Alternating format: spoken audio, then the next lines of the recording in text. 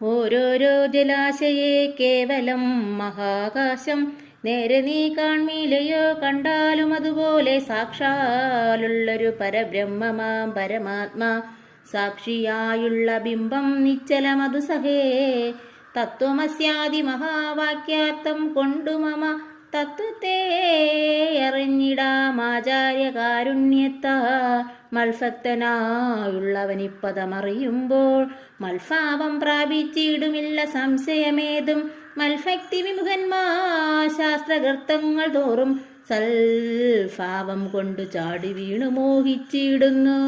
ഭക്തിഹീനന്മാർക്കു 100,000 ജന്മം കൊണ്ടും സിദ്ധിക്കയില്ല തത്വജ്ഞാനവും കൈവല്യവും.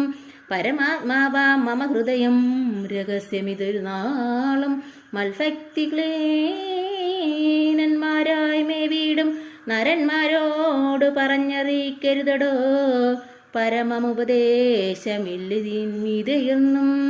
ശ്രീ മഹാദേവൻ മഹാദേവിയോടരുൾ ചെയ്ത രാമമാഹാത്മ്യമിതം പവിത്രം ഗുഹ്യതമം സാക്ഷാൽ ശ്രീരാമപ്രോക്തം വായുപുത്രനായിക്കൊണ്ടു മോക്ഷദം പാപഹരം ഹൃദ്യമാനന്ദോദയം സർവവേദാന്തസാരസംഗ്രഹം രാമതത്വം ദിവ്യനാം ഹനുമാനോടുപദേശിച്ചതെല്ലാം ഭക്തി പൂണ്ടനാരദം പഠിച്ചിടുന്ന പൂമാ മുക്തനായി വരുമൊരു സംശയമില്ല നാദേ.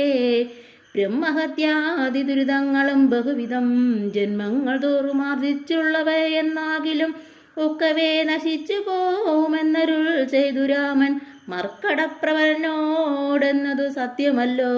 ജാതി നിന്ദിതൻ പരസ്ത്രീധനഹാരി പാവി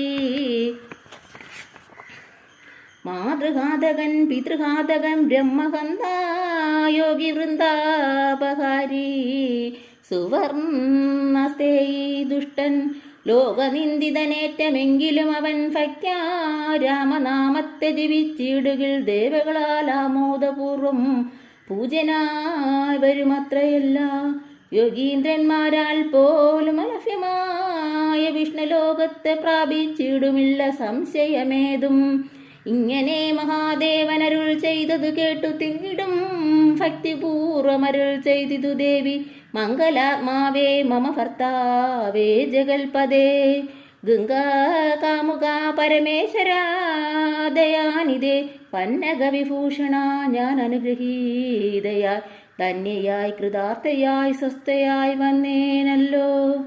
ചിഹ്നമായി വന്നു മമ സന്ദേഹമെല്ലാം ഇപ്പോൾ